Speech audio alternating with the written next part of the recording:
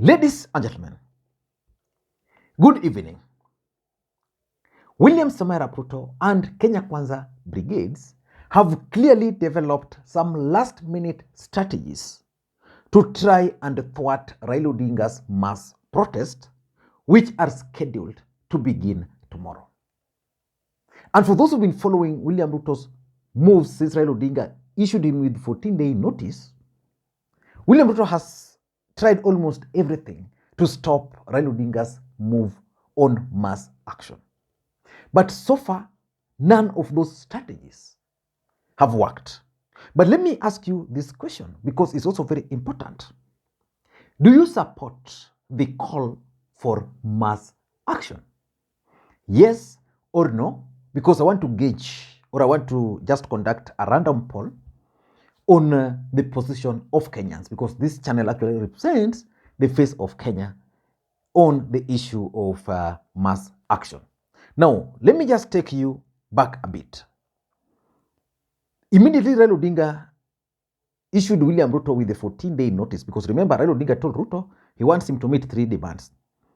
Open the server, stop IBC recruitment of IBC commissioners, and also lower the cost of living. And then he gave him 14 good days.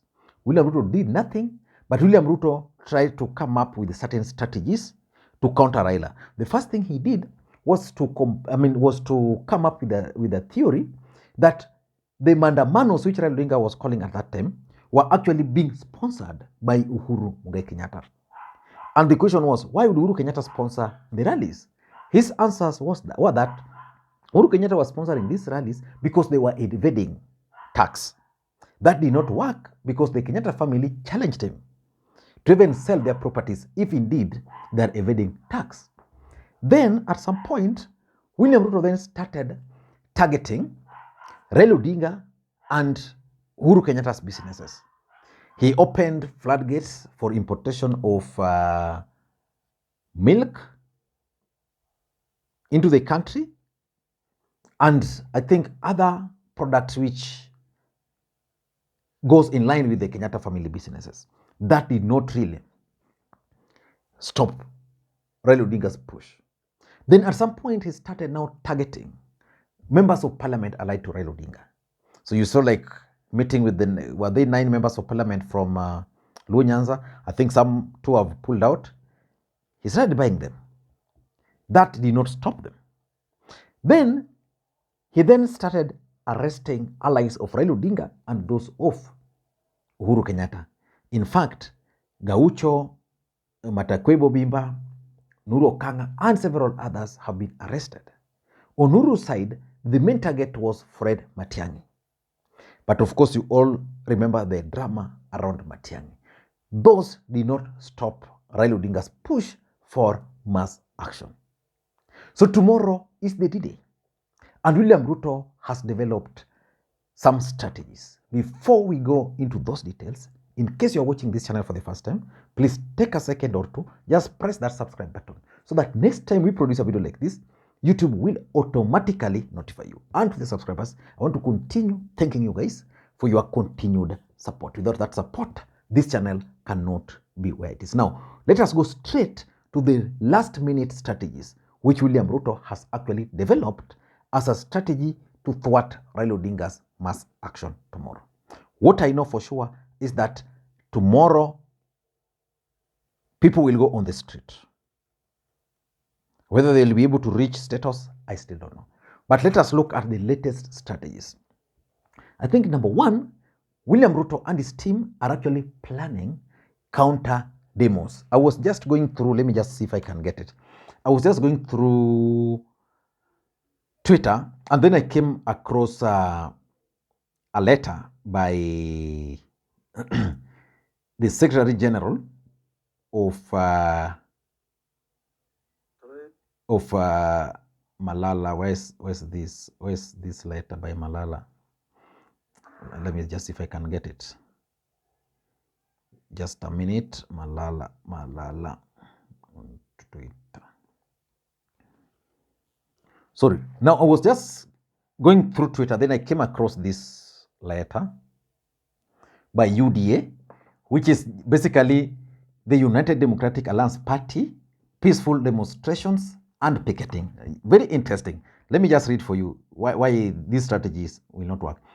The above refers, we appreciate the role and the mandate of the National Police Service in maintaining law and order, preserving peace, and protecting life and property. It is in this regard we write to request security personnel in view of hustlers that will be demonstrating against divisive politics, destruction of properties, and probable loss of life. This is in light of Azimio's countrywide demonstrations scheduled to begin tomorrow. We are expecting at least 20,000 people in tomorrow's picketing on Karen, Kitusuri, and Lower Kabetes Road, leading to the following homestead: Raila Odinga, Stephen Kalonzo Musyoka, Martha Karua, Eugene Wamalwa. Your consideration on our request will be highly appreciated. Now, Raila Odinga announced Monday as a public holiday. The least thing I would have expected from the government through their party was to call for another demonstrations to counter those moves. Why do I say so? Number one, it means that Kenya Kwanza have actually lost the narrative that tomorrow is not a public holiday. Why are they organizing a demonstration and they are requesting for police protection on that particular day? And why are they accepting that there will be divisive politics, destruction of property, and loss of life? Why are they accepting that such kind of a thing is going to happen? Number two, it could also be their strategy to provoke Azimio supporters, maybe to fight them, which in my view a government should not be doing. But the fact that now they are planning to organize counter demonstrations, for me that's one of the most important things. And it just shows that they are actually in a corner where Raila Odinga wanted to place them. In fact, people are really mocking them on Twitter that they've never seen a government organizing demonstrations against its people. Demonstrations against its people. Or a government asking a police. Let me just read for you some very interesting tweets before I get to the second one. Someone made some interesting tweet about this. Let me just get it. Ogoda was saying something here. Okay, this is what he's saying. The government of Kenya has written a letter to the Inspector General of Police asking to be given a license to organize their own demos in support of the high cost of living. Tears in my hands. So basically, Kenyans are really mocking them for this particular letter. But the truth is, that is one of their latest strategies. Let us organize counter demos. And these counter demos are not confined to this letter. Today alone, we witnessed some counter demos across the country, which is going to form probably my next point. But before we go into that next point, please, I just want you to spare 3 or 4 more minutes and listen to the other last minute strategies, which takes me now to my second point. The second strategy which I've realized is that Kenya Kwanza have actually sponsored some peace protest in Azimio strongholds. If you followed the politics of the day to day, like for some of us who are in Kisumu, you'd really have laughed. You know, like I was in some supermarket, then I noted that they had closed the main gates and they were ready just to close it. And we were like, what's happening? Then outside, people were running here and there. And just like a responsible citizen, I stepped out to just go and check whatever was happening. So I saw a group of people, very huge group of people, demonstrating how they must accept defeat, blah, blah. Then from nowhere, people just started telling them, kwendeni huko kuleni pesa. Apparently, what had happened was that Tomo Gianda had sponsored those peace demonstrations. So he had they had a strategy of giving money to border borders so that tomorrow they don't turn up. So these border borders went and took the money. So once they took the money, then they went demonstrating, peaceful demonstration with these people. But along the way, once they were sure the money was in their pocket, these guys started now just disagreeing with whatever they were told to do. Oh, we can't betray Baba, things like those. In Migori, earlier, there were also some kind of demonstrations against Uchila Yako. Remember before you saw those women who were selling stones, which Itumbi is hyping, something which was just to spice it up, because you can't buy stones in Migori. Who would buy a stone at 200 in Migori? While stones are everywhere. Yeah? Then in Homa Bay, if you noted, yesterday there were pro-government demos. And they were like, they don't want makelele, they don't want chaos, they just want peace. So William Ruto's latest strategy is to try to sponsor those peace rallies. I don't think whether they worked. For me, the D-Day is tomorrow if those rallies didn't work. The third strategy is actually the threat of the Nairobi business community, which takes me to Malala's letter or UDA letter on to police requesting for permission to hold demos. The truth of the matter is that when we talk of the Nairobi business community, what comes to our mind is Mungiki. And why Mungiki?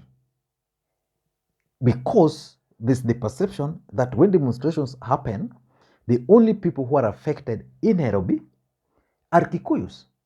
Well, in real sense, as we speak today in Nairobi, the Kikuyus are no longer the dominant businessmen. If you go to Eastleigh today, they are not there. The Somalis are taking over. If you check restaurants in town, the Somalis are taking over. The question is, why is that happening?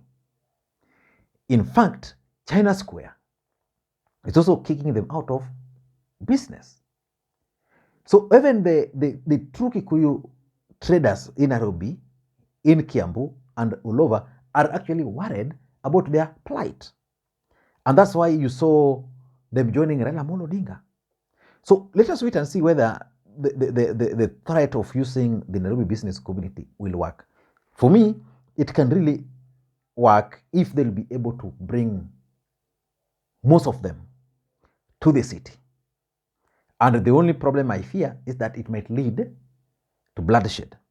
And who will take responsibility? Will it be Raila Odinga or the person who will be sending the Nairobi business community to go and protest? I remember during the 2017 election, some of them were actually stationed at Uhuru Park to counter NASA, but that did not stop NASA. The fourth strategy, which these guys have also developed, I don't know whether it's going to work, is psychological warfare. You know, Raila Odinga yesterday said, okay, we are not going to go to State House. We are just going to send a representative. Then later he sent a statement, we are going to go to State House. But William Ruto and his team have developed a psychological warfare using the police. Today, for example, you saw the police in streets of Nairobi. Today was a Sunday. Normally in Kisumu, there are no police in town. I mean, there are no people, just a few in stage people who are traveling. But Kisumu is one of the cities where businesses end on Saturday. People wanaenda kuchapa sherehe.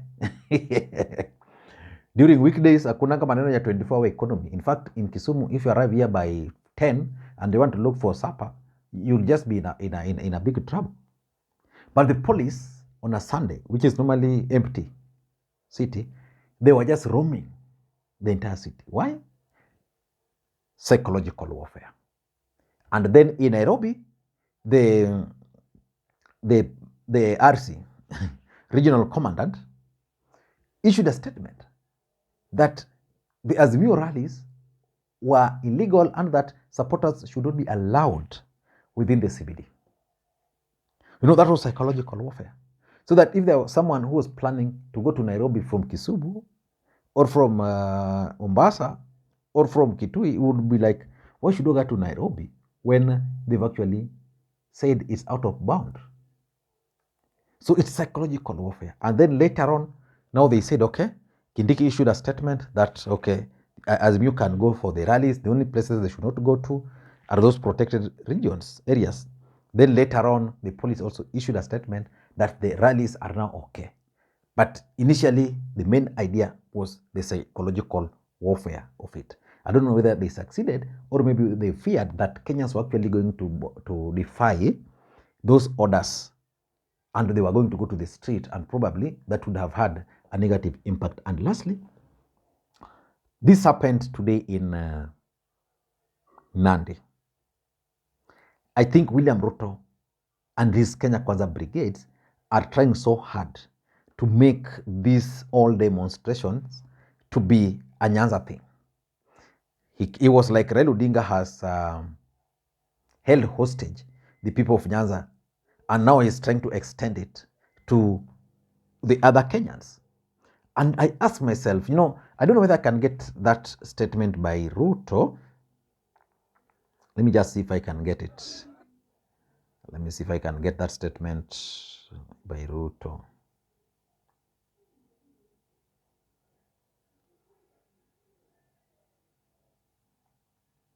Yes, I think I'm getting it. If you listened very closely to that statement by Ruto, it's like he was criminalizing the Luos, yeah, for supporting Raila Odinga, which in my view, Kenya today listen. Hungry, and yet he wants to terrorize our country. I want to tell my good friend, we will not allow you. You have terrorized the people of Nyanza with violence, chaos, and anarchy into submission, almost into slavery. You now want to extend to terrorize the people of Kenya using chaos, using violence, using demonstrations, using anarchy. When you have absolutely no reason, it will not happen. We will not allow you. Now, if you listened very closely to William Ruto, what he was trying to do to make the whole thing to appear as if it's a Luo affair. The simple question which anybody who is sane enough can ask, between Ruto and Raila, who enjoys national support? Let me just ask you, between William Ruto and Raila, who enjoys national support? Ruto got support from the mountain and Rift Valley, and that was the end of it. Raila Odinga defeated Ruto in the rest of the republic. Be it MPs, be it what, Raila Odinga defeated him. In fact, Mombasa has always been the bedrock of Raila Odinga. But even if you leave that, he's saying that he has terrorized them using violence, blah, blah. If you look at the 2007 post-election violence, where William Ruto was part of the players, the epicenter was actually in Rift Valley, between the Kikuyus and the Kalenjins. That's the honest truth. Yeah, but now he's now reducing Raila Odinga's national support to Nyanza. And the idea is that if tomorrow people will go to the streets of Nairobi, they will make it appear as if it's only the Luos who are in the streets of Nairobi. I don't know what you think, but that's my take. Thank you guys, and may you have a good day. Hope you enjoyed the analysis, and let me know again where you're watching it from. Bye-bye.